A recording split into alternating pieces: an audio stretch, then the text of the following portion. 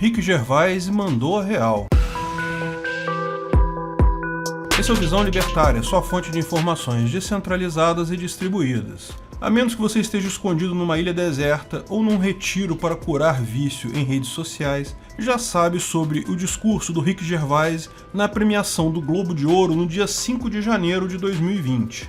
No discurso dele, de apresentação, ele disse coisas bastante sensatas que muita gente estava com vontade de falar para esses artistas de Hollywood. Resumindo o longo discurso dele, a frase mais marcante, que é a que mais aparece aí, tá mais ressaltada: vocês não sabem nada sobre o mundo real. A maioria de vocês passou menos tempo na escola do que Greta Thunberg. Então, se você vencer aqui hoje, não use esse lugar para fazer um discurso político. Apenas receba seu pequeno prêmio, agradeça seu agente e caia fora. Vocês não estão em posição de dar lição de moral em ninguém. E isso é verdadeiro em vários sentidos. A maior parte dos artistas premiados no Globo de Ouro é extremamente rica. Muitos já nasceram ricos, porque, como em qualquer área de atuação, filhos de artistas famosos têm muito mais oportunidades de carreira na mesma área dos pais. Outros ficaram ricos como artistas, mas quando chegam no nível de ganhar um Globo de Ouro, já estão na carreira há algum tempo, já estão bem ricos. No final das contas, eles têm mesmo muito pouco contato com os dilemas e problemas do populacho em geral, do senhor bovino gadoso padrão. Ser um artista de sucesso não é fácil, e eles merecem a premiação e o louvor dos fãs, não tenha dúvida. Ninguém duvida que ali está a nata da profissão nos Estados Unidos, talvez do mundo todo. Mas, como bem ressaltado, embora exija uma grande intuição, empatia, controle emocional, uma série de características únicas para se ser um ator, a atuação requer geralmente pouco conhecimento acadêmico ou educacional, que dirá conhecimentos de economia ou organização política social. O ponto central aqui é conhecido: o fato de você ter sucesso em uma área não é credencial para tornar você autoridade em outra área. Ótimos artistas entendem de economia? Lógico que não, necessariamente. Tal como ótimos economistas não entendem nada de atuação na maior parte das vezes. Em tese, pode sim ter alguém que estudou de fato economia e posteriormente se tornou ator. Eu não conheço ninguém, mas é possível que exista. Saindo de artistas, temos outros exemplos também.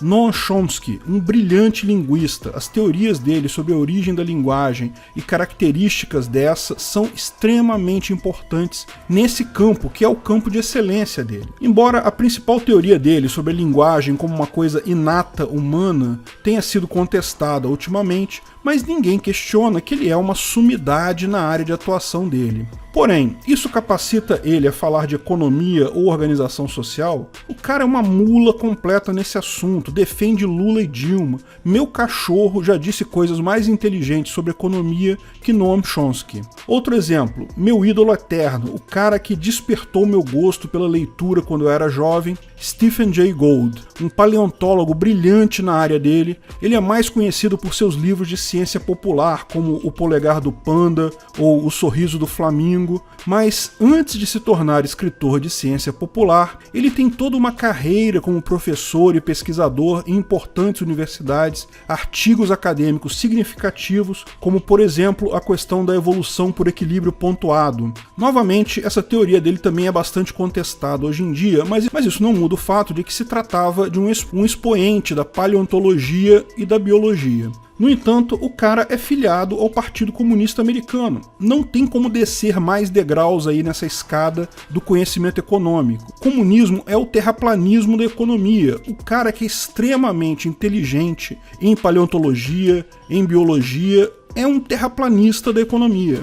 Lógico, isso não é impedimento nem para artistas, nem para acadêmicos em outras áreas terem opinião em política, em economia ou em qualquer outra área. Eu não tenho absolutamente nenhuma qualificação como ator, mas me reservo o direito de dizer que gostei do filme X, não gostei do filme Y, o artista A está atuando igual uma porta no filme B, e por aí vai. Ter opinião sobre absolutamente qualquer assunto que queiram é uma prerrogativa deles, um direito deles, assim como de qualquer outra pessoa. O problema não é eles terem opinião. Eu até acredito que, na maior parte das vezes, eles emitem opiniões pessoais mesmo, não fazem isso com interesse de se colocar como uma autoridade no assunto. Não, eles estão apenas, sinceramente, expressando sua opinião, o que é direito deles. O problema é que a opinião deles é divulgada como uma opinião de figura de autoridade, quando eles não são nem de longe capacitados para isso. E por que jornais, revistas e outras mídias mostram a opinião de um artista como algo significativo,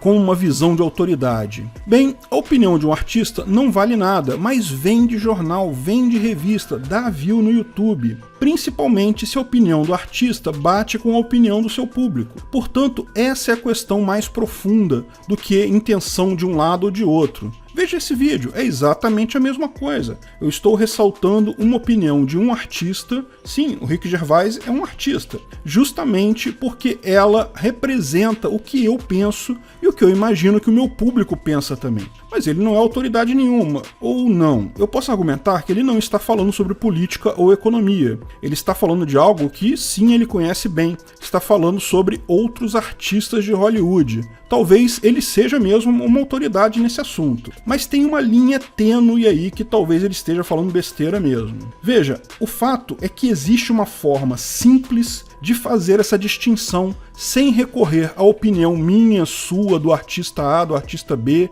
ou do veículo de comunicação A ou B. Podemos recorrer à nossa rede neural social, chamada economia de livre mercado. Sim, se você não entendeu ainda a obra do Hayek e de outros economistas austríacos, em última análise, o que eles dizem é que a economia de livre mercado desregulada resolve problemas melhor e mais rápido do que qualquer governo, porque ela se comporta exatamente como uma rede neural, em que cada pessoa é um participante dessa rede e manda sinais para outros neurônios dessa rede na forma de dinheiro. Nenhum governo, nenhum grupo de pessoas, por mais inteligente e bem intencionado que seja, tem tanto conhecimento quanto a totalidade da sociedade. Portanto, nenhum grupo de pessoas consegue gerir a sociedade melhor do que toda a sociedade atuando livremente no mercado. Ainda vou fazer um vídeo aqui no canal detalhando essa visão sobre o trabalho do Hayek. E é por isso que esse discurso do Rick Gervais é importante,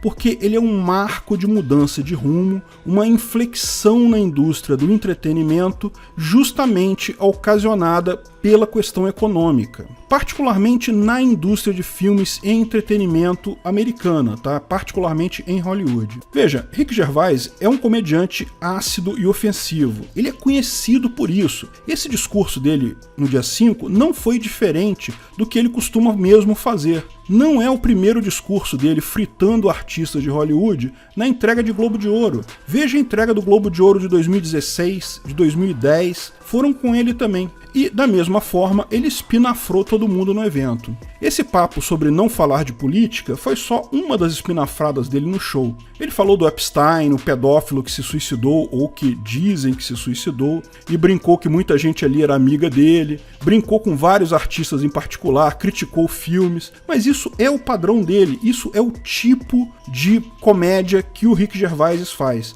Então por que esse discurso foi diferente? Bem, porque a cultura woke, ou cultura acordada americana, os famosos SJW, Social Justice Warriors, guerreiros da justiça social, vinham direcionando nos últimos anos as ações de Hollywood. Por exemplo, o Kevin Hart ia apresentar o Oscar de 2019, mas daí esse movimento woke esquerdista dos SJW desencavou piadas antigas dele, supostamente homofóbicas, fez um escarcéu disso na mídia, pressionou a Academia de Hollywood e acabaram cancelando o convite dele no ano. Como ninguém mais quis fazer isso, apresentar o Oscar, com medo de justamente desencavarem piadas antigas, né?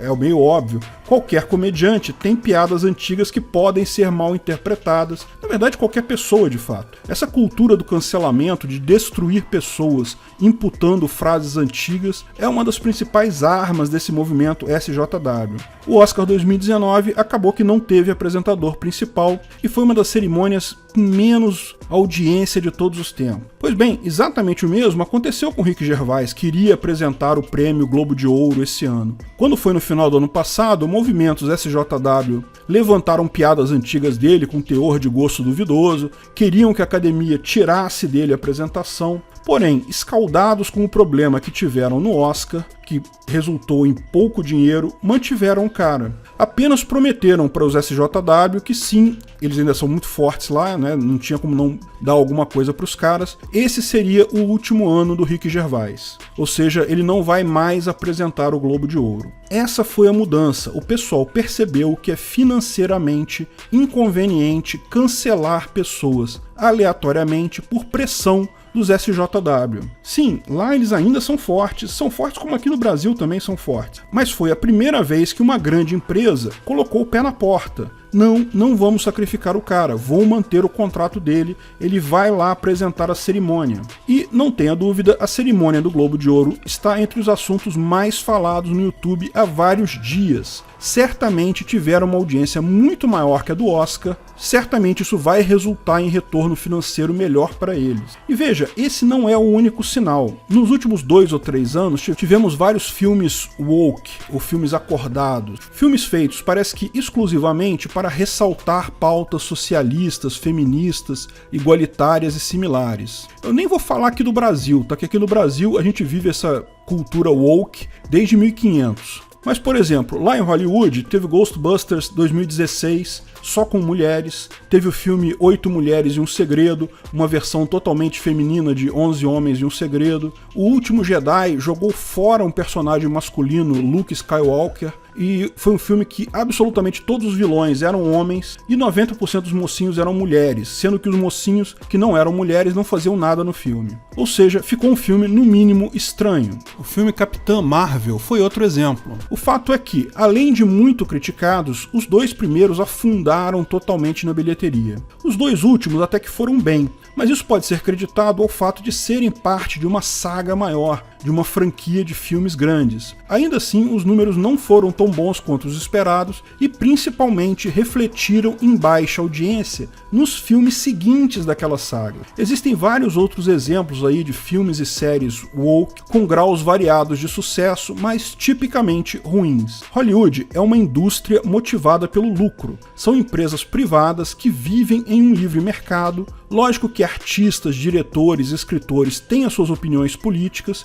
Sim, tem muita política lá. Califórnia é quase um comunistão dentro dos Estados Unidos. Artistas, tipicamente, tanto lá quanto aqui, como toda a elite rica, tem tendências socialistas, mas a rede neural econômica humana mandou os impulsos adequados na situação. E Hollywood ouviu isso e está mudando. Lógico que vai ser uma mudança gradual, o ciclo de produção de um filme é de vários anos, então pode ser que muita coisa woke ainda vai aparecer porque começou lá atrás, mas já vemos mudanças. Vocês viram o trailer do novo Ghostbusters? Não sei como vai ser o filme, mas o trailer tá bem legal. Simplesmente ignoraram, pelo menos no trailer, o filme de 2016, fazendo uma continuação direta do primeiro filme. A Ascensão de Skywalker tentou corrigir os rumos do Último Jedi. A Rey teve até que treinar para virar Jedi dessa vez. Trouxe alguma coisa de Luke de volta, embora, lógico, tenha acabado ficando uma colcha de retalho devido ao filme anterior. Mas ficou bem melhor. Vários outros projetos estão saindo esse ano com a proposta correta.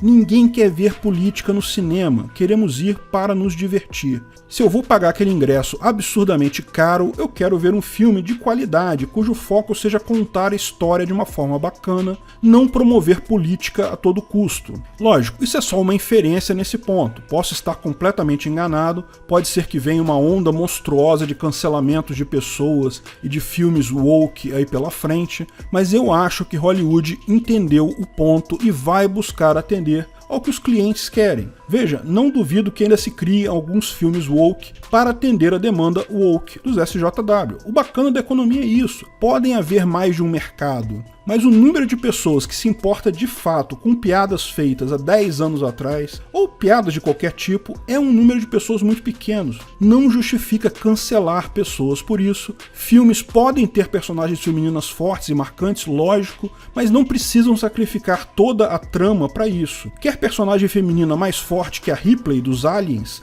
uma das melhores franquias de filme que eu vi em todos os tempos, e a gente está falando de década de 80. Essa é a beleza do mercado, ele não é infalível, ele vai errar de tempos em tempos, mas ele se corrige, porque os estímulos estão no lugar certo. Se não fizer o que o cliente quer, não vai ter dinheiro, vai à falência. E é por isso também que o governo é tão perigoso, porque ao contrário do mercado, que erra, mas se corrige rapidamente, o governo tende a ser muito lento para corrigir seus erros. Bulbasauro aprovou cota de filme nacional nos cinemas aqui em Banânia. Sabe quando que essa lei agora vai ser cancelada? Nunca. Leis idiotas, uma vez aprovadas, dificilmente são canceladas. Quando o governo embarca em aventuras sem sentido, como o governo Lula, a montanha de erros que foi cometida naqueles 4 anos vai levar décadas e décadas para ser corrigida, porque os incentivos estão errados. Para a máquina pública, o incentivo é sempre para crescer o governo, para controlar mais, para fazer mais leis, para roubar mais os contribuintes. Liberdade de expressão tem que ser absoluta. Ninguém fica ofendido a menos que queira se ofender. Parabéns ao Rick Gervais pelo excelente discurso e parabéns aos premiados no Globo de Ouro. Melhor filme, drama, foi 1917, que eu ainda não vi, parece ser sobre a Primeira Guerra Mundial, certamente vou dar uma chance. Filme musical ou comédia, que não é musical e nem tem tanta comédia assim, mas é um ótimo filme, Era Uma Vez em Hollywood, que aliás eu vi recentemente, é muito bom, recomendo mesmo. Principalmente para quem conhece a história trágica da Sharon Tate. Isso não é um spoiler. Quem acha que Hollywood é uma loucura hoje não conheceu a Hollywood dos anos 70, com os hippies. Melhor atriz foi Renée Zellweger, em Jude, Muito Além do Arco-Íris. Não conheço esse filme, mas vou até procurar para ver como é. E melhor ator merecidíssimo, Joaquim Fênix, por Coringa. Acho que foi a premiação mais merecida de todas. Quem ainda não viu Coringa, não deixe de ver, é ótimo. Eles premiam também ator e atriz de filmes comédia. Daí ganhou o Taron Egerton por Rocketman, que é a história do Elton John. Muito bom o filme também. Achei melhor até que o filme do Freddie Mercury. Embora eu também tenha gostado do filme do Freddie Mercury, tá? Melhor atriz de comédia, Awkwafina, espero que eu tenha pronunciado isso correto, pelo filme The Farewell, outro que eu não conheço, vou ter que dar uma chance. Melhor música ficou para o próprio Elton John, que ele fez uma música para o próprio filme dele sobre ele mesmo, muito bom. Melhor ator coadjuvante em séries de TV ficou para Stellan Skarsgård. O general do Chernobyl, lembra aquele? Aliás, Chernobyl também ganhou o prêmio de melhor série do ano. Chernobyl e o filme Coringa foram certamente as melhores coisas que aconteceram no ano passado. Bem, a lista de premiados é enorme, procurem aí na internet, sempre tem ótimas dicas de filmes e séries. Mas o mais importante foi mesmo o discurso que marcou esse ponto de inflexão. Que venham melhores filmes nos próximos anos para justificar eu gastar o meu dinheirinho suado com eles. Obrigado pela audiência. Esse vídeo foi um oferecimento de armataweb.com, cloud e serviços de data center, 100% de compromisso com a satisfação e privacidade dos clientes. Aceitamos Bitcoin, veja o link na descrição do vídeo. Se você gostou desse vídeo, clique no like e compartilhe ele em suas redes sociais. Se inscreva no canal para nos ajudar, clicando no botão vermelho abaixo. Se quiser ser avisado de novos vídeos, clique no sininho ao lado. Saiba mais sobre o nosso projeto no site visãolibertaria.com. Lá você pode sugerir novos artigos, escrever artigos, patrocinar e muito mais. Confira visãolibertaria.com. Até a próxima!